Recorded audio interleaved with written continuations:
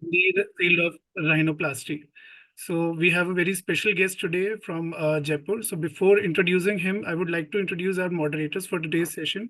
We have a very young and most experienced teacher of all teachers, Dr. S.P.S. Yadav sir. Welcome, sir, and thank you very much for being always there at such a short notice. And I second moderator is Dr. Gini Datta ma'am. Ma'am is head of department ENT at MMIMS Mulana Ambala. So thank you very much, ma'am, for being here. So Thank you. now we let us invite our special guest for today's session, Dr. Sunil Tanwar sir. Sir is a dedicated rhinoplasty surgeon based in Jaipur, and he's the director of the Jaipur Durbin Hospital and Naksh Rhinoplasty Center. He's also the founder secretary of Rhinoplasty Society of India, and he's also the organizing chairperson of Global Rhinoplasty Update Conference since 2017. Sir conducts annual international rhinoplasty fellowship courses and have trained more than 40 doctors globally. And he has been an invited faculty to demonstrate live surgeries in various national and international conferences. So we are very delighted to have you, sir, and we are eagerly waiting to hear from you, sir. So Dr. Sunil Tanwar, sir, please, over to you. Yeah, thank you. My voice is good Yes, towards sir. you. It is clear, sir. Because my face is not visible because night, just light is gone. But when the light is come, then maybe you can see my face. Sure. But it's okay. So thank you for your nice words, and thank you from my bottom of heart, because you just invite me, organize this program, Dr. Raman, Dr. Ranga, and Dr. Yadav, because this program is really very fruitful for our beginners. Um, my passion is rhinoplasty. So today, basically, we just discussed then, particularly our beginner friend, then how they start the rhinoplasty career. And once they start the rhinoplasty career, then how they improve their results. So we discussed regarding that. So first and important thing, in my last and 1.5 decades, I realized that really rhinoplasty surgery is one of the most difficult surgery in all of facial plastic surgery. So I realized there are some three important challenging factors that make really the rhinoplasty the complicated surgery. So number one, the nose have the highly variable nasal anatomy and less type of the nasal anatomy, because we have a one pair of nasal bone, one pair of upper lateral, and one pair of LR cartilage. So different type of the combination and different type of the anatomy. Second important thing, this surgery need the form and function. If you give very beautiful nose to the patient, but after the surgery, if the functional aspect is not good, then it's very difficult to satisfy the patient. And the third important challenging factor that make the rhinoplasty complicated, that is the because your result match with the expectation of other mind. So these three challenging factor make the rhinoplasty is a most complicated facial plastic surgery. So when you start your rhinoplasty career, then you should be systematic. So when you think, then I become a rhinoplastic surgeon, then first you train yourself. And this is the basic thing. When you start, then you think that I'm becoming a rhinoplasty surgeon. Then first, you should have a mentor. You should have a teacher. Like in India, like we all know, Guru bina gyan nahi. So one, you have a teacher first, जहाँ पे आप everyone you can ask, बोल सको and उनसे discuss कर सको. And then second, read two good books. I recommend for my junior colleague, one book is the Rolin Daniel. Rolin Daniel have the two book. One is the Rolin Daniel Atlas. Another is the Rolin Daniel textbook. So Rolin Daniel textbook is the good book. And another is the dissection manual of the Dean Torumi. So these two book at least 2 or 3 times you should read. And then go for the YouTube videos, watch the videos, and then cadaver dissection, and then finally hands-on training session. So in this way, at least you should start the rhinoplasty, and then once you start the rhinoplasty, then these are the building blocks. Then how you become a good rhinoplasty surgeon, how you improve your result. So the first important thing, patient selection. Really, the patient selection is a very important. So when you select the patient, then two things are important. Number one, patient motivation, and second is the concern. Always the patient should be primarily motivated, not secondary motivated. If the patient have a gross deformity, but the patient is not primary motivated, then you don't have the good result and patient not satisfied. So first the patient motivation and then the concern of the patient. If a patient have a concern regarding the functional and the cosmetic, that patient have the better satisfied.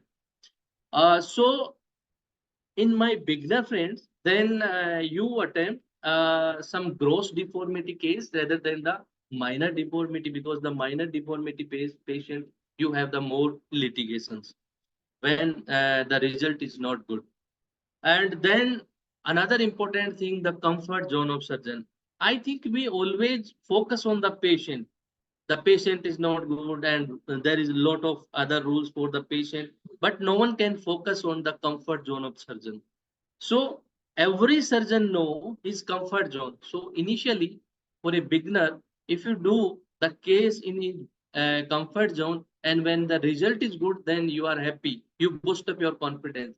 But on the other hand, if you attend the case that is too difficult and the result is not good, then it's very difficult to satisfy the patient, and your confidence is not boosted up. So comfort zone of the surgeon is also important.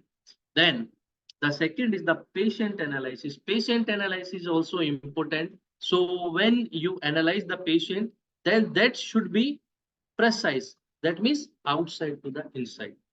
Like everyone know. Then in India, the mostly patient in Asian continent, mostly patient have a thick skin patient. So after the removal of the plaster, the patient will take time to get the refinement of the node. So during the pre-operative evaluation, soft tissue envelope, that is important, and you also examine the inner side of the inner framework of the node. You should know that my patient have in this part the deformity like this. And the third important thing, interior of the nose is also examination. Mostly my plastic surgeon friends, because they don't have the routine endoscope, so they miss the finding, because when you examine the patient through the endoscope, then sometimes of the patient have some like the posterior septum deviations or the infiniturbinate conditions or the posterior any perforation. So after the complete patient analysis, you should have the precise diagnosis. This is the second important step. Now, if you come the third important step, then approach and operative step. I attend the so many meetings. So when you start the rhinoplasty, they jump from some tip work, some bony work, but your operative step that should be sequential. So we discuss later, like first you infiltrate the nodes, first then expose the nodes, and then after the exposure, septum work, then bony pyramid work, then midwort, and then tip, and then closure. So in this way, you have the systematic system. Then the four important thing, outlook analysis. For your result outlook analysis, the two tools are important. Number one, your photo documentation. In these days, like all you of you know, then we have the Android phone. So the mostly taken the picture by the Android phone, but that is not good for a rhinoplasty surgery. You should have the DSLR cameras, and you should have a good photography room, and you should have the fixed distance between the patient to the background, between the patient to the camera, between the patient to the light source, and you should have in the same background with the same camera picture, and your documentation should be proper. Then other important thing, your rhinoplasty worksheet, because after the 15 days or after the 2 months when the patient comes, then we forget what we add on, what graft we use. So just after the surgery, your rhinoplasty work that should be precise, and you feel completely. So then later we know what the result of your technique. And in the last, fifth, that is the critics. Sometimes, when we remove the plaster of the patient, then patient is happy, but you are not happy. So this is the critics. So when you start your critics, then you just go your mentor, you watch the YouTube videos, go for the cadaver dissection, go for the hand show. So this is the learning of the rhinoplasty cycle. So these are the some 5 important steps. So once you start the rhinoplasty, then by which you can improve your result. And these are the good factor for becoming a good rhinoplasty surgeon, because sometimes then like everyone I know everything, I know everything. So put your ego aside and then recognize that, dear, you can never master of the rhinoplasty, because this is the difficult subject. This is a very long learning curve. And second, you have adequate data always. And then finally must be able to all this information in your head, recalling archived past experience, whatever you have the past experience. Like whenever I do the rhinoplasty, then always I mention my experience regarding the case. So in this way you learn your skills. Now these are the basic steps of the if almost in 90%, if first step, second step, and last step, either you have a primary patient or either you have a secondary patient, all steps are same. The infiltration and exposure of the nose and the closing of the nose. The step third, fourth, and fifth and sixth, they are different according to the whatever the patient has the deformity. Maybe your patient have like the functional or the cosmetic, either the septoplasty only or only the cartilage harvesting. Same bony pyramid modification by the different type of the osteotomies, and then midward modification. So this is the sequential step for a rhinoplasty surgeon. Number one, infiltration. Infiltration is very important for a good hemostasis.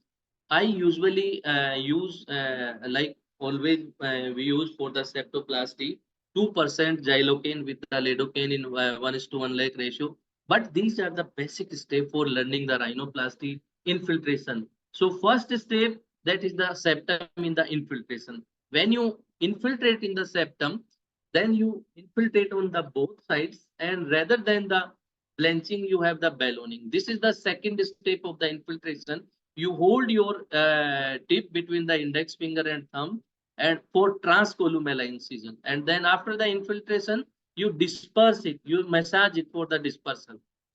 And this is the third step for the marginal incision.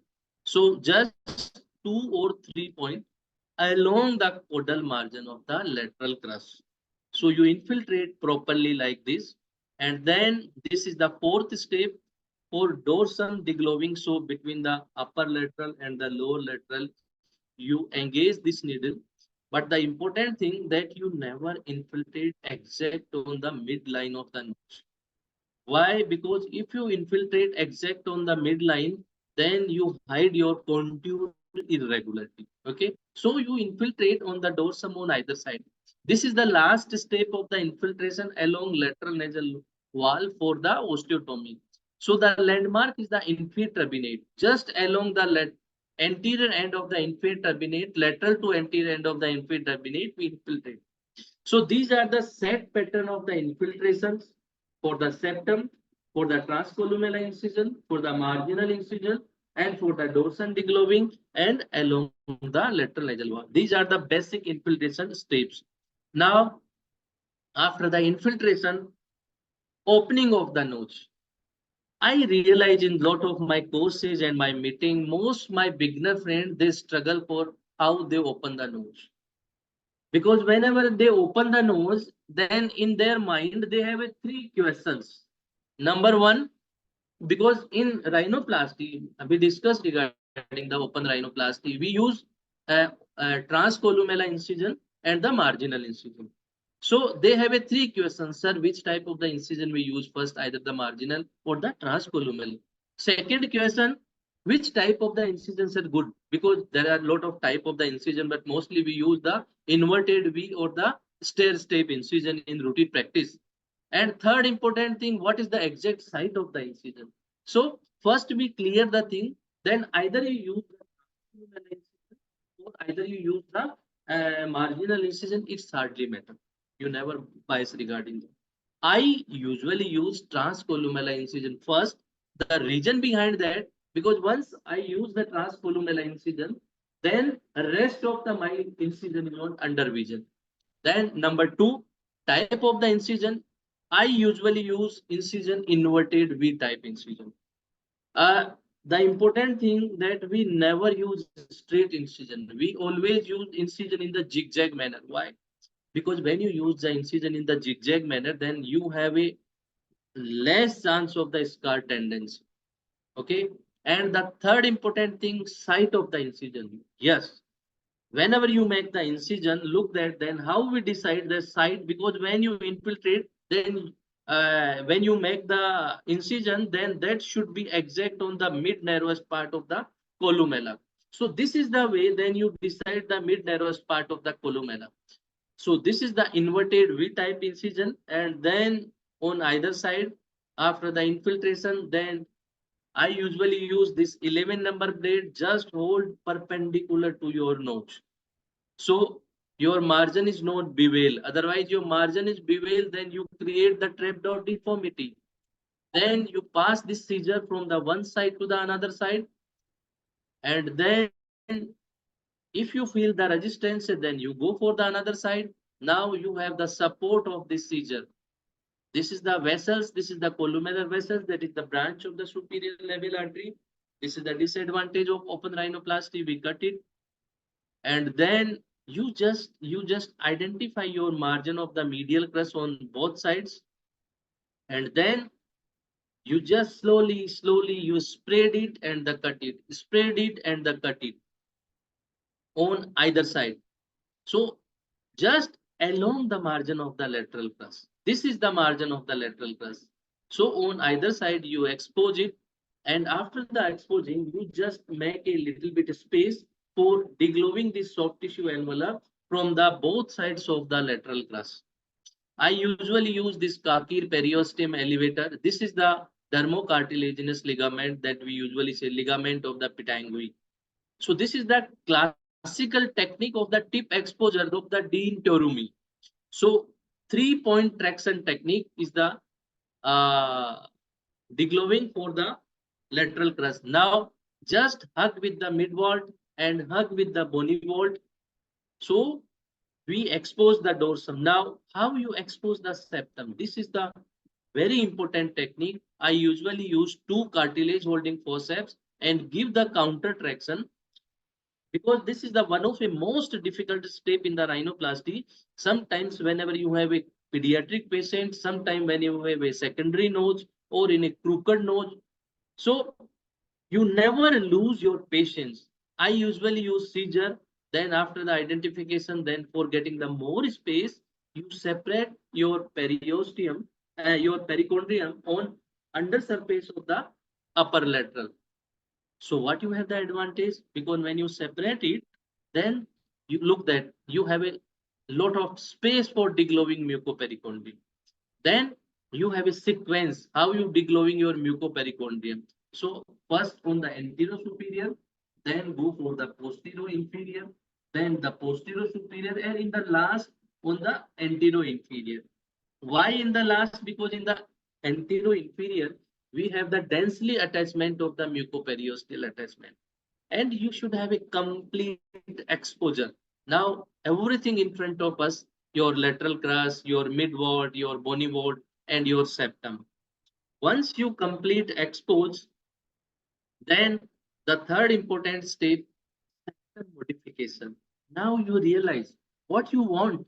Suppose your patient have only the cosmetic rhinoplasty and you need only the graft harvesting. Then just you create your elaster, just you harvest your septum. But on the other hand, if your patient also have the functional problem, if your patient have a bump on the nose, if your patient have a caudal septum deviation, then you have a look, and The common mistake by my beginner friend, what they do, just they harvest the septal cartilage, they create the L-stud, and now after that they excise the bump. This is wrong. If your patient have a axis part on and this dorsal septum or axis part in the caudal part, then first you excise that, whatever amount you excise, and then you create your L-stud. Otherwise, you weak your L-stud. Okay, and dorsum you should preserve around the 1.5 centimeter, and anteriorly you should have the 1.5 centimeter to maintain the contour of the dorsum and the anteriorly. So like that, whatever amount axis we excise and you have the bump that you should excise, and then if you just make a superior incision, and then on the anterior side, then just you pass your Killian's nasal speculum. Now you have a posterior attachment. So I usually use this periosteum sharp and Stoll periosteum elevator. I detach the between the PP plate and the septum. And whatever amount we always try to big piece of the septal cartilage. And then again, you examine your septum. If your caudal part of the septum is deviated from the midline, then you complete detach it and you reposition it in exact on the midline with the anterior nasal spine. And for this fixation, I usually use this 4 PDS suture.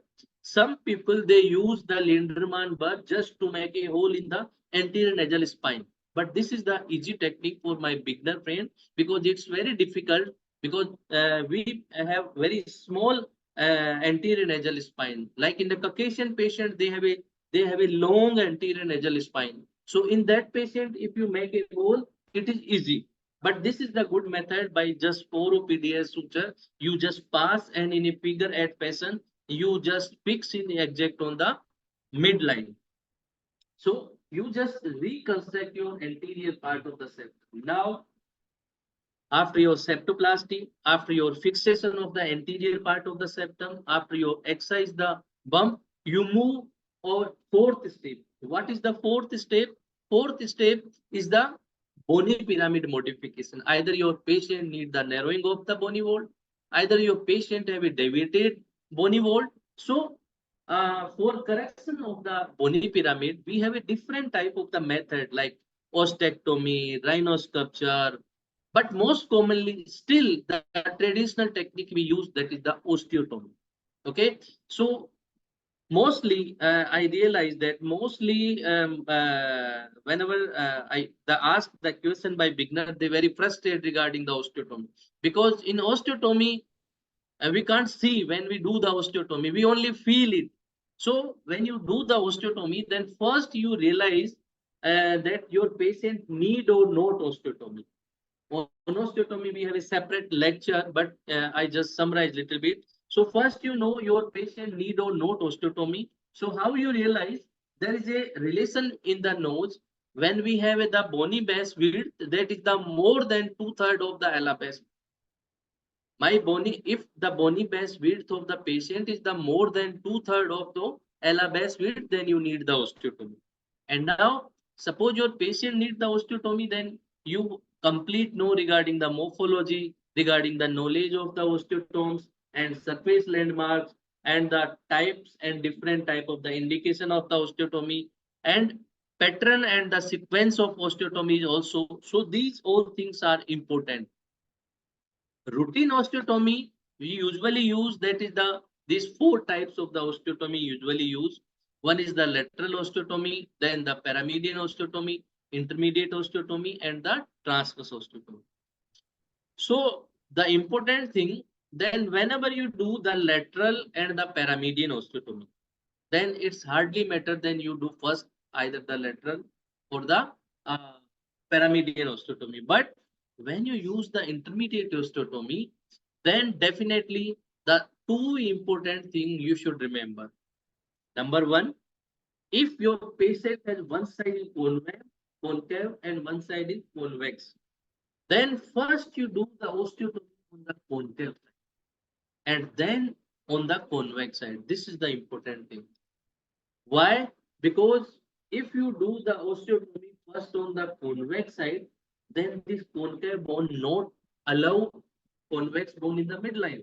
So first you do the osteotomy on the concave side.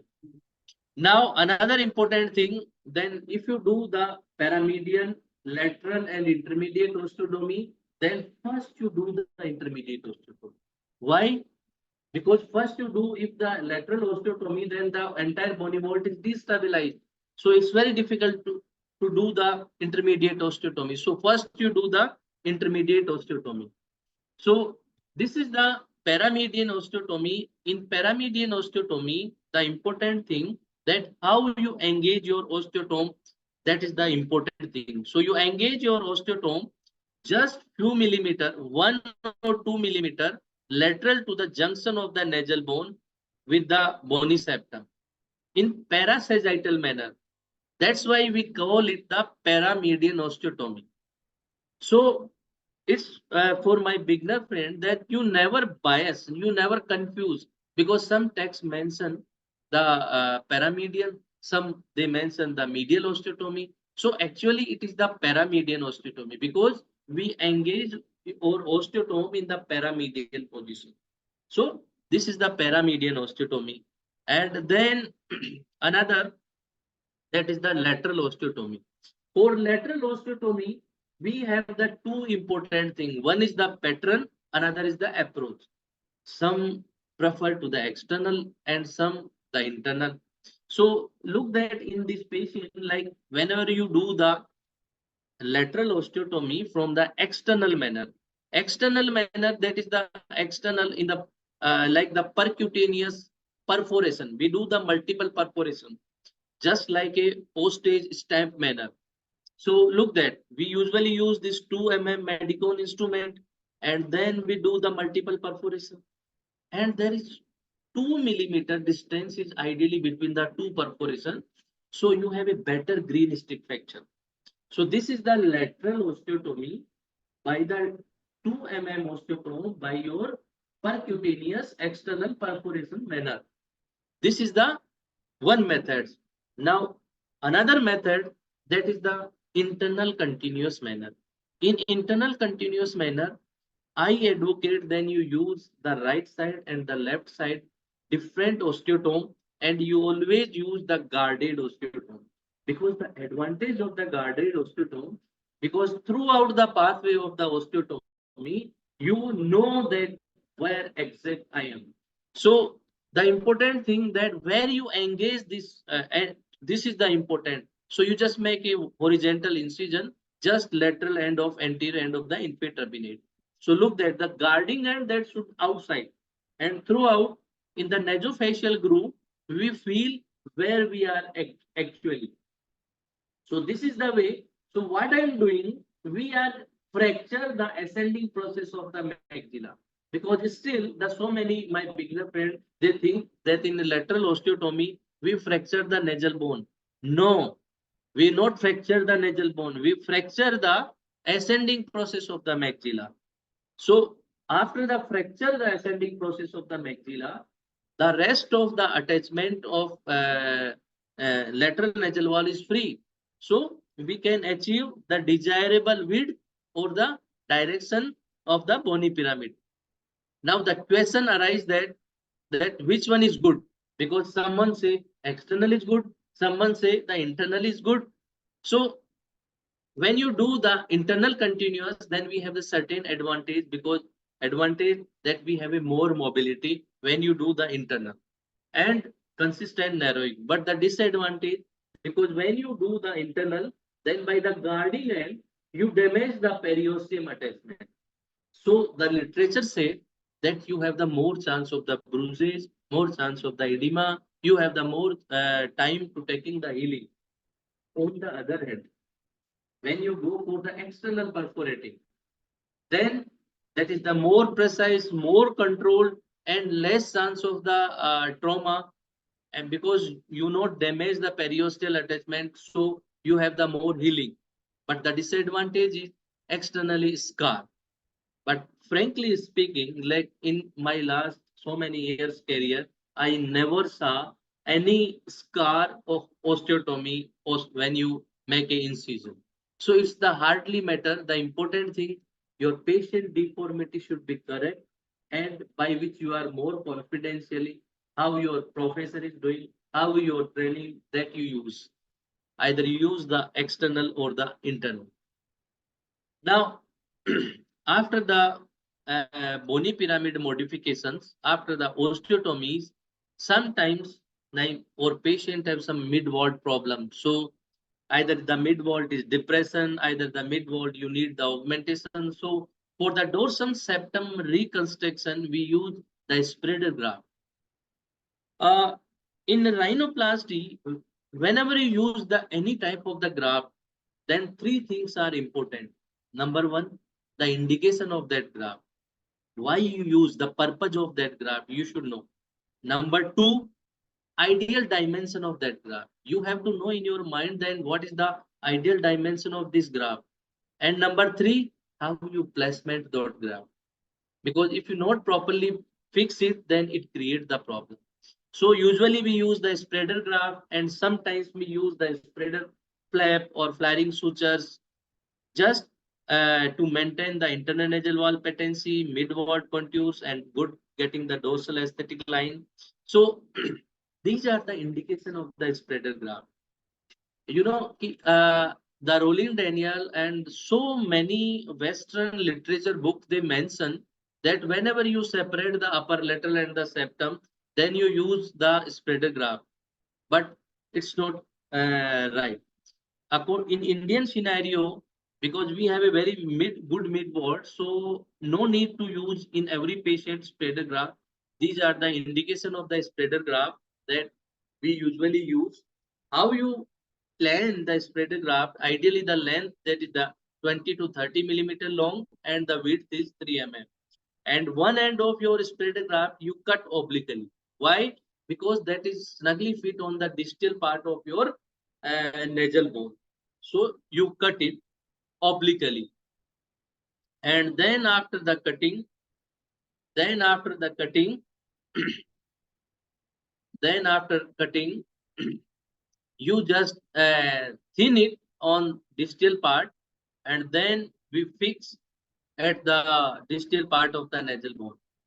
And anteriorly, length of the spreader graft that should be till the level of anterior septal angle area. So this is the advantage when you cut it obliquely. When you thin it, then it snugly fit on distal part of the nasal bone. Then you use this fixation of the needle, all these three structure. This is little bit tricky because initially the graft are displaced. So the tip for that, then you just small part of the graft, you just on under surface of the distal end of the lateral, distal end of the nasal bone. Then this is the 4-OPDS suture. By this 4-OPDS suture, just you use as a horizontal mattress suture, you just suture it from one side to the another side, and then again from the same to on contralateral to the ipsilateral side. So whenever we use any fixation of the graft in rhinoplasty, we always use the 4-OPDS suture.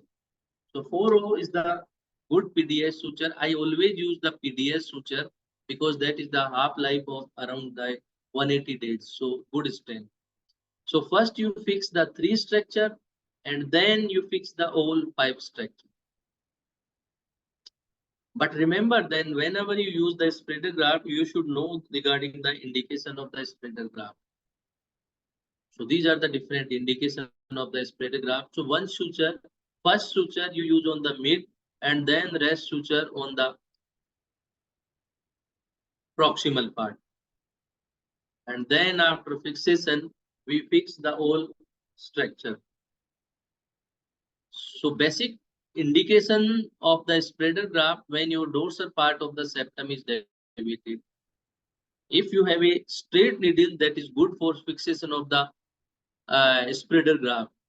But in India, mostly we don't have any company for the straight needle, so we usually use this curved needle. So we now all 5 structure we suture it by the 4 of PDS suture. So this is the spreader graft. Then how you fix the spreader graft? And sometimes when you rest it, when you cut, when you excise the big bump, and you have a not adequate amount of the cartilage, then just you expose the pericardium and upper part of the spreader, we folded it like this. That is the spreader flap. So that is the form of the spreader graft. Now the next important thing, the tip modification. Tip is really a very challenging surgery. So before to the tip modification surgery, you have to know regarding the anatomy of the tip, regarding the aesthetics of the tip, regarding the dynamics of the tip. So complete anatomy of the LR cartilage and the normal relationship between that LR cartilage and the caudal part of the septum, you know. So, and then what important factor that you also know. So these are the important before the tip modifications. So normal tip characteristics and its modification technique, these are the normal tip characteristics, like the volume of the tip, like the width of the tip. What is the volume of the tip? Volume, that means basically the size of this lateral crust. This is the volume of the tip. And the width of the tip, that is the distance between these two dome area, that is the width of the tip. Now the definition is the angulation of this dome. And another important thing, the projection is the distance by which the nose project from our face, from this nasofacial groove to the tip defining point. And another is the rotation. So rotation is the basically angulations by which the nodes have the angle between this columella and the upper part of the lower part of the lip. So mostly patient have the deformity regarding these tip characteristics. Now these are the basic technique. If your patient have a deformity regarding like uh, any deformity regarding these tip characteristics, then these basic technique for my beginner friend, like the columella strut, like the cephalic trimming, like the intradomal or dome creating sutures, and add-on tip grafts. 95% patient you can attempt by these 5 techniques. Rest of the 5%, I'm not advocate that beginner they try to first you learn by this 95% simple technique. So first is the columella strut. First, like we discussed, then you know what exact purpose or indication. So purpose, the indication, the tip stability. When you need, not you need the much projection, so you can achieve the tip projection and small amount of the tip projection and the columella shape. Ideal dimension, that is the 20 millimeter long, 2 millimeter width and 1 millimeter thickness. Now the important thing, then how you make the ideal dimension. So after the ideal dimension, just to create a pocket on just behind this inverted V incision, and then you fix it by a needle between the medial crust. Look that in this way you fix, but it's really very important. If you fix it in the your needle is oblique, then your tip is deviated. So you fix your entry and exit of your needle, that should be on the same plane. This is the important thing. And your upper end of your columella strut, that should at the level of your dome area. Okay, that should be at the level of the dome area. And there is a different method to making the suture, but this is the good technique. The advantage in this technique, that the node that is the on hide on under this soft tissue envelope. Otherwise, if you go from this to that side, then later by the patient the node is feel. So it creates the problem. And again, this is the 4-OPDS suture. You can use the 5-OPDS suture also. So look that the node is inside. This is the advantage of this method when you fix your columella strut. So first, your suture, that is the superior part, then at the base, and then at the mid part. So at least you need the 3 fixation point for the strut. So this is the columella strut. You have to know the ideal dimension and then how you make. So create first pocket and then insert in the pocket and then suture fixation. One important thing that when you insert in the pocket, then you should left little bit tissue on the anterior nasal spine. Otherwise, later the patient create a clicking sound. So you just left little bit tissue between the your lower part of columella strut and the anterior nasal spine for the good fixation. Now, next is the cephalic trimming. What is the indication of cephalic trimming? When you have a big volumic tip and when you open it and then you have a large, big volumic lateral crus, then you excise the cephalic part of the lateral crus just to decrease the volume of the tip. The question arises, then how much, sir, I excise? So, dear, it's not important then how much you excise. The important thing, how much you preserve. In Indian scenario, because Rollin Daniel and so many textbook they mention 6 mm, but in our Indian scenario, we need around the 10 mm because we have very thick skin patient. If you excise more, then later the patient create the problem ala retraction. So first you measure at least 10 mm you should preserve. How much you remove that is the not important. So at least 10 mm you should preserve and then you dissect it from the vestibular skin. You can use for the hydro dissection either the local infiltration for my beginner friends and or either you can use the periosteum elevator. And another important thing, when we exercise this, then there are so many beginner friends think that we exercise the scroll area or we damage the scroll area. No, scroll area is the overlapping area between the lower part of the upper lateral and the upper part of the this lateral crus. So we not damage the scroll area. Now, in this way, we just do the cephalic trimming. And the remove part is also important. You can use for a different type of the add-on graft. Now, after the columella strut, after the cephalic trimming, the sutures. There are different type of the tip sutures, but these are the basic sutures. One is the intradermal and another is the interdermal.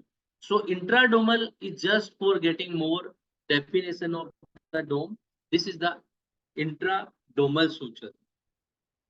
So from the medial to lateral, and again the lateral to medial. So the important thing, the node that should be medially. Node should be medially. So look that the effect of this dome creating suture, we have the more angulation of that dome. So for increase the definition of the dome, we use the dome creating suture or the intradermal suture on both sides. Then the node that should be inside. Now, this is the interdermal suture. So by the interdermal suture, we connect the both dome and we decrease the width between the two dome. The ideal width between the two dome is the 6 to 8 millimeter in a female patient, but in a male patient, that is around 10 mm. So you never confuse or never bias between the intradermal and interdermal. By the intradermal, we increase the dome definition. By the interdermal, we decrease the width and we connect the two dome just like intercity express. So you never confuse regarding the intradermal or the interdermal. Now the next important thing, like how you open the nodes, then how you close the nodes. This is also important. So I usually use this 5 suture technique, but before the suture, I usually use sometimes if your patient have a thick skin, then for my beginner friend, there this is the easy plucking method for defattening of the thick subcutaneous tissue.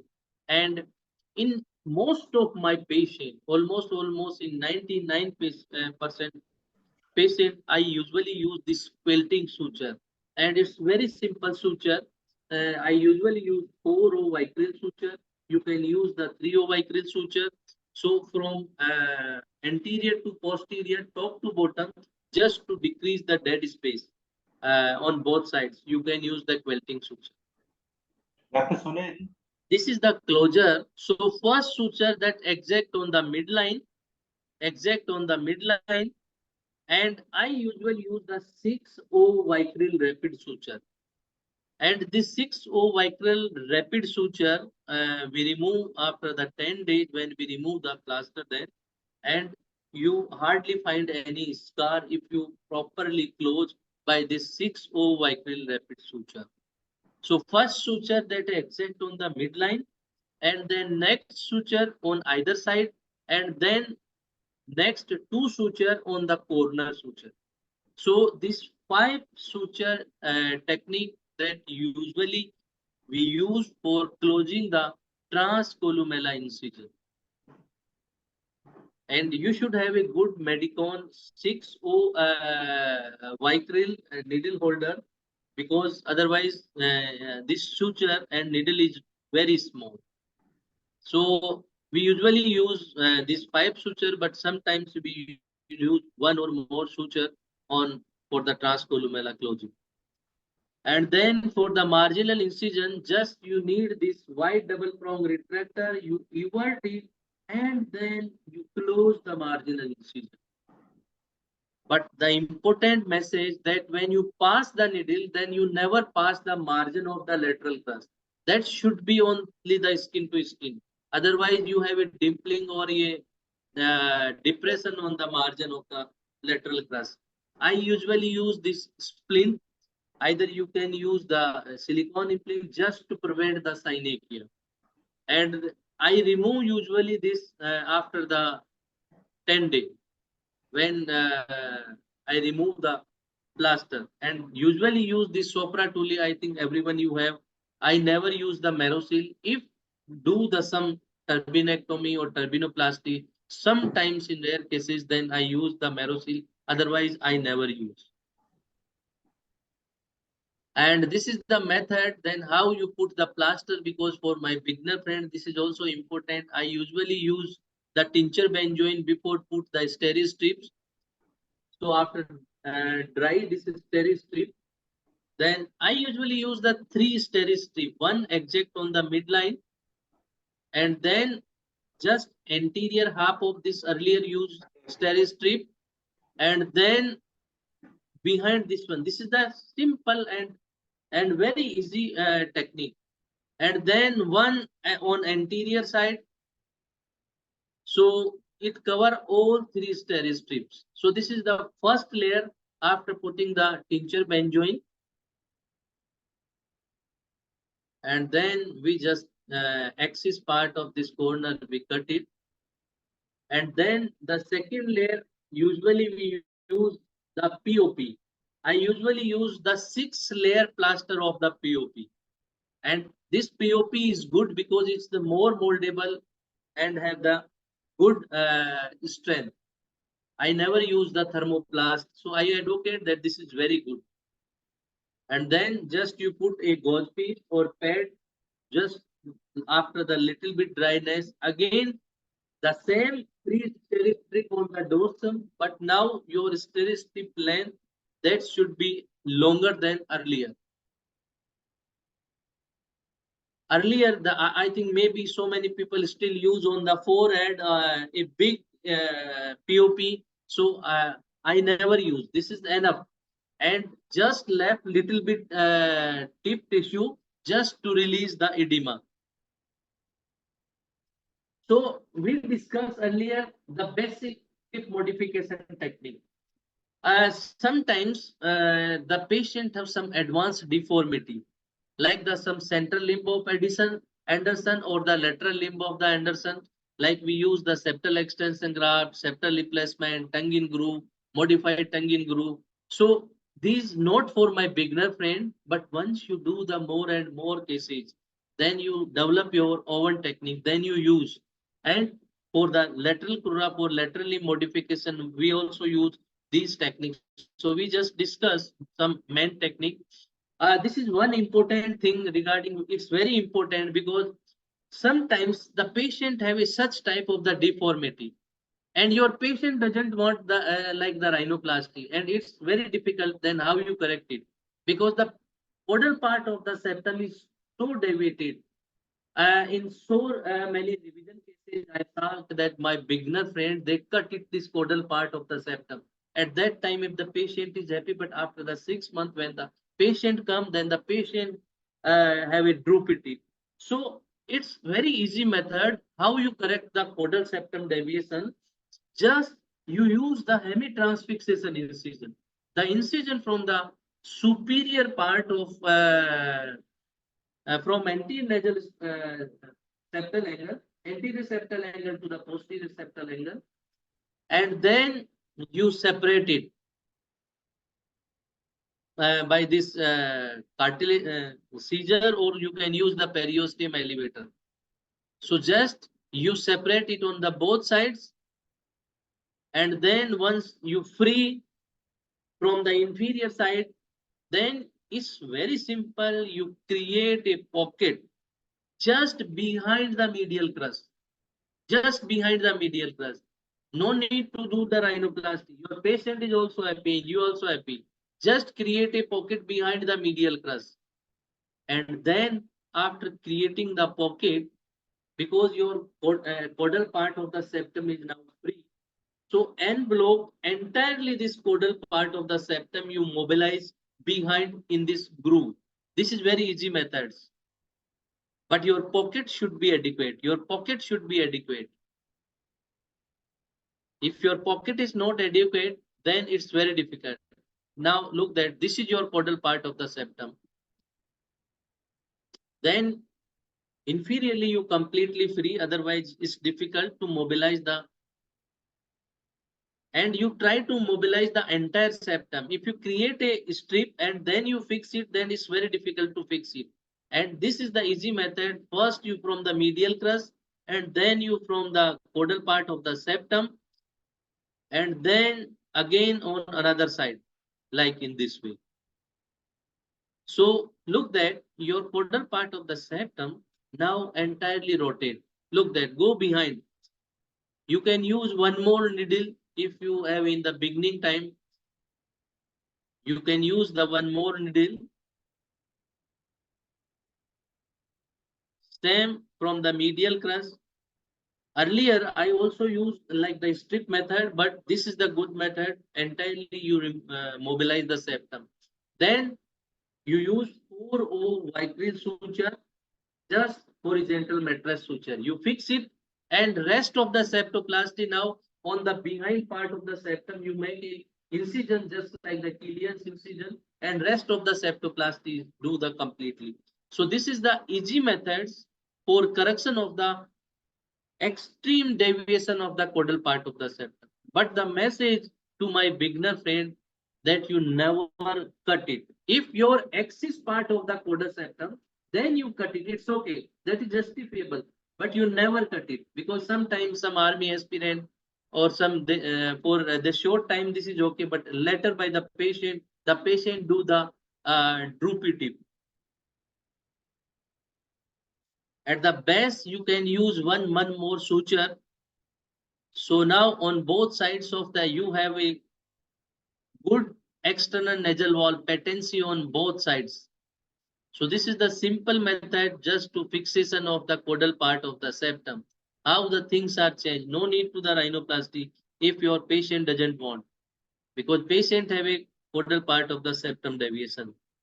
And after just on both sides of the nostril, we have the good. Now, sometimes you have a droopy tip.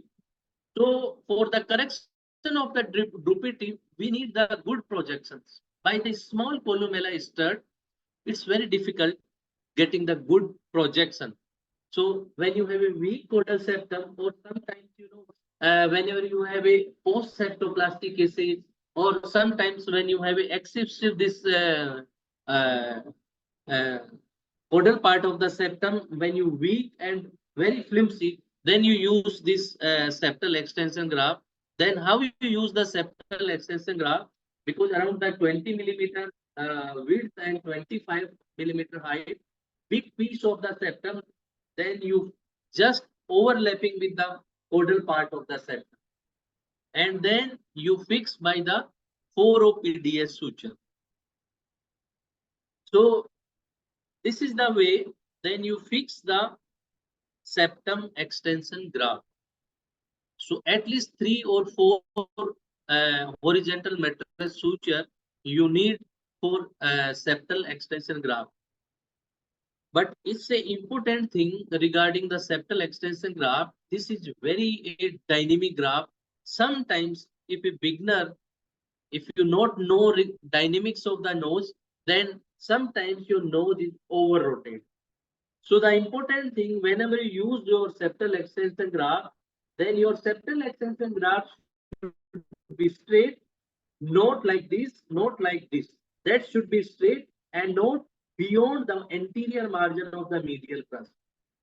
Not beyond the anterior margin of the medial crust. And the height, that according to whatever amount of your projection you can use.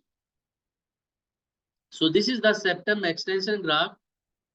You can, whenever you need the good projection, then you use the septal extension graft. But it's not necessary, then each and every case you need the septal extension graft. So then on both sides of the medial crust, you just suture it. So this is the septal extension graft. Now, sometimes in lot of patients, then some patients have this axis part of the columella, overhanging columella. Then for correction of the overhanging columella, we use this tongue in groove technique. So what is the tongue in groove technique? Then suppose if your medial crust have so anterior and you have a overhanging columella, then after complete separation, just you suture both of the medial crust on the native septum, that is the tongue in groove. But sometimes first you reconstruct your anterior septum, and then if you advancement of medial crust on this septal extension graft, that is the modified tongue in groove. These are the indications. So look at that what is the tongue in groove. Because in this case, first we reconstruct the anterior part of the septum. Now we advancement this medial crust on that septal extension graft. So this is the modified tongue in groove. So you never confuse, one is the tongue in groove and another is the modified tongue in groove. In tongue in groove, basically simply we advancement the medial crust on the native septum. But in the modified tongue in groove, we advancement the medial crust on the septal extension graft. So this tongue in groove or modified tongue in groove we use or reduce excessive columella show. And later you explain to the patient because the disadvantage of the tongue in groove, because your patient lost the membranous septum. So after the tongue in groove, the patient have a strip tip because you can mobilize your tip. But after using this, the patient can't mobilize this one. So you explain to the patient that you have this problem little bit, and later when the time is passed, then slowly your tip is more mobile. But you have to need this one. That's why we use this.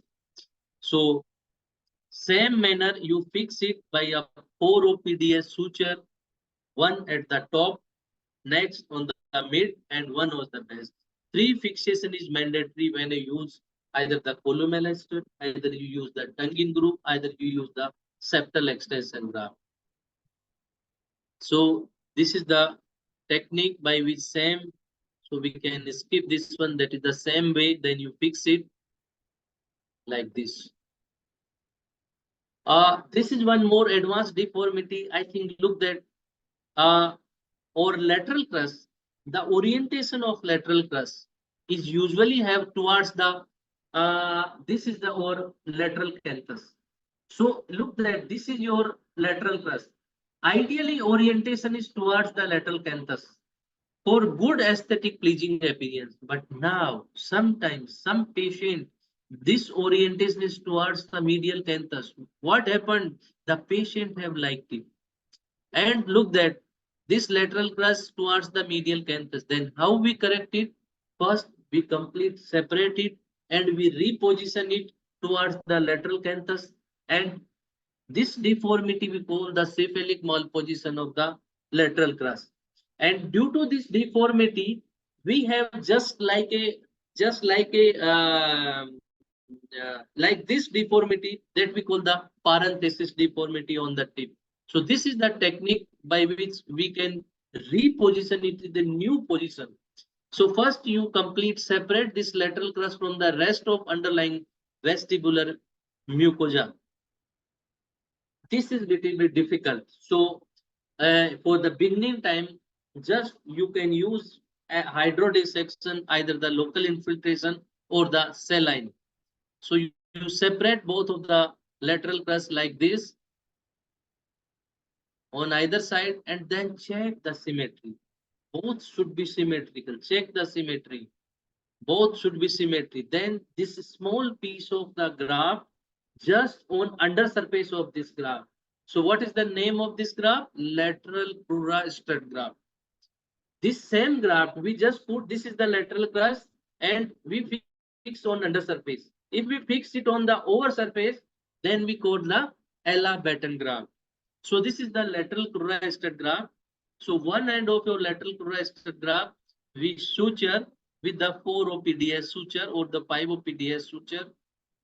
And then other important thing, this lateral end of this lateral crust, where you fix it. So just you create a pocket on just on lateral end of your marginal incision. So first you identify the lateral end of your marginal incision and then you fix it. And for decrease the dead space, just you use again the 5-OPDS suture. So in this way, you fix in the new position. So this is the lateral crura stud graft. Usually we need for getting the new position for the fixation in the new position.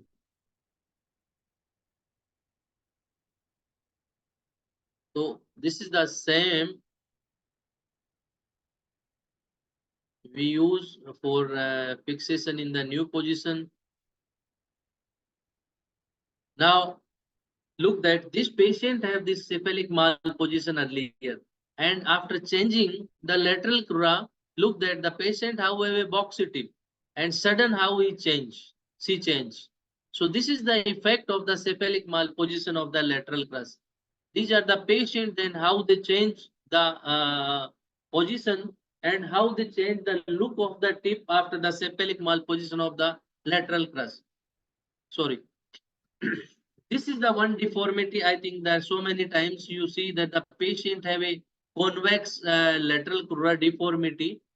So ideally the patient have this, the contour of lateral crest is like convex, but sometimes that is the concave. So the patient have a depression on either side. So how you correct it? First, again, you separate this completely. First, you correct it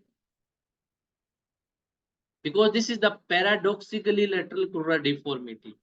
So for the correction of the paradoxically lateral crura deformity, you just first separate from the rest of the vestibular mucosa and then you cut it at the dome junction line. This is the concavity. This is the concavity, and you cut it. And after cutting, look at you just rotate it 180 degree. So the under surface comes up and then concave goes down. So you correct this. And then you fix it by the 5-OPDS suture with the dome junction line. This is the correction of the paradoxically lateral crura deformity, and the technique is the lateral crura flip technique. But frankly, that for my beginner friend, it's little bit difficult. So if your patient have a diffuse paradoxically lateral crura deformity, then you use this technique and just you fix it by the 4-OPDS suture. So now you have the change, the contour of your lateral crust. and you correct the deformity. You have a depression on the ala, you correct by this technique. And you fix it properly. You fix it properly. Lateral end, medial end, and the mid part, you have the proper suture just to decrease the dead space. And in the last, this is the suture just to scroll reconstruction suture. So this is the lateral crura flip technique. Now look that after the modification of the lateral crura by the lateral crura flip technique, the patient how have the change the appearance of the tip, but sometimes the patient have this deformity. Look that in this patient he have a partial depression. In this patient there is no need to enter unnecessary struggle for complete expose the lateral crust, complete rotate the lateral crust. So how you correct? Then simple, it's very simple. Just you create a pocket and you have this cartilage crusher. By this cartilage crusher, you just make malleable this small piece and just put it in this pocket and then suture it. This is so simple. So it's not necessary that each and every case, then you open it. No, not necessary. Just suture it. So this is the simple method when a patient have a partially lateral, partially paradoxically lateral crura deformity, and we call this graft is a lateral crura underlay graft, lateral crura underlay graft. So we fix it by the 5O PDS suture. So I think we how we start the rhinoplasty. First, we discuss regarding the basic technique, then some advanced technique, but finally take home message for my beginner friend. Really, there is no standard rhinoplasty. Each surgery is very unique, and it's depend whatever abnormal anatomical component involved and what is comfort zone of the surgeon and desired surgical outcome for the patient. So this is the take-home message. And in rhinoplasty, you never become a master, so the learning is never ending. This is my upcoming course in the October. Any junior colleagues or beginner friends, if they can join, they can contact to my fellowship coordinators. The 1 week course. This is my earlier fellows, and this is my online presence. If someone want my previous surgical videos and all my cadaver dissection steps, then you can find.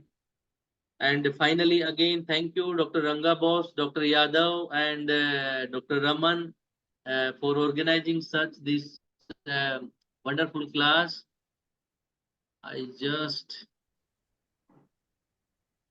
I think no need of this one.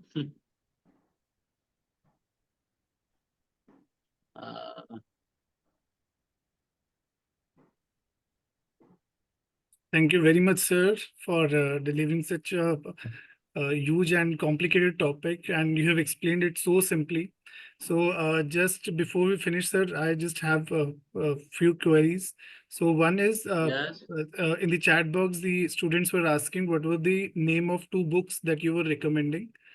Yeah, What was that? one is Rollin Daniel, ROLLIN, Rollin Daniel textbook. Okay, Right.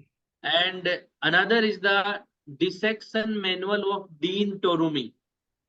Oh, Dissection manual of Dean Torumi. right. Thank you. Dr. Sunil, Yes. if you have PDF, please upload on the AOI group and send to me. We will upload on the AOI group. Yes, because now it's your recommendations, so I just upload. Yes. Thank you. And second, sir, Definitely. one more query.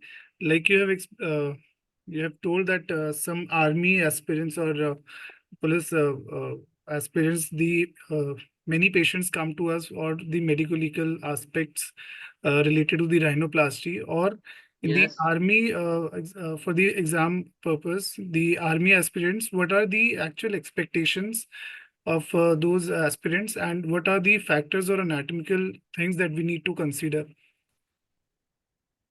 You know, in the army, basically, they have more focus on the function. Okay, the septum should straight, Okay. and sometimes the septoplasty is good if your anterior caudal part of the septum is good. But problem is that when a patient sometimes have a caudal part of the septum deviation, and if the surgeon is not perfect for correction, so what they do, they cut this caudal part of the septum. That later the patient develop the tip droopy tip. So the lesson for the junior colleagues, then you never cut it. You shifted it like we discussed in our technique. You never cut it. This is the important thing. And your functional aspect that should be maintained. And another important thing, if you have a perforation in the septum, then the carrier, because they again refer, they disqualify in the medical. So this is the important thing, that you never make a perforation, never cut, excise the caudal part of the septum, rather than you just uh, uh, shifting in the midline. Okay. Right, sir. And last question, sir. We have seen that after doing rhinoplasty in the post-op day 1, we've seen some patients there is a periorbital swelling. So mostly in Yes. patients in which we do osteotomies, we see the periorbital swelling. So how to avoid that periorbital swelling? For periorbital Orbital swelling, swelling, yeah. yeah, mostly patient, you know, when we do the multiple osteotomy, then the patient have the periorbital swelling. So first you ask the patient, then because that is the swelling 3 or 4 day, the swelling rise. So you ask the patient. I use, when a patient have a lot of edema, then I use the injectable Dexona for the 2 days, and then after I give the patient to the deflazacort. Okay, Okay. and then the 2 days the patient should be the head elevations, and ask the patient at the time of the discharge some cold fomentations. It will subside. Never bother for that. Right. Thank you very much, sir. So I would like to invite the comments from our moderators, Dr. S.P.S. Yadav, sir, and Dr. Ginni. Then I would request Dr. Rupinder, sir, and Dr. Bhusha First- Patel to Dr. conclude. It was a very wonderful presentation, sir, especially for the beginners. I think all these questions which are in our minds, whether to cut the septum, what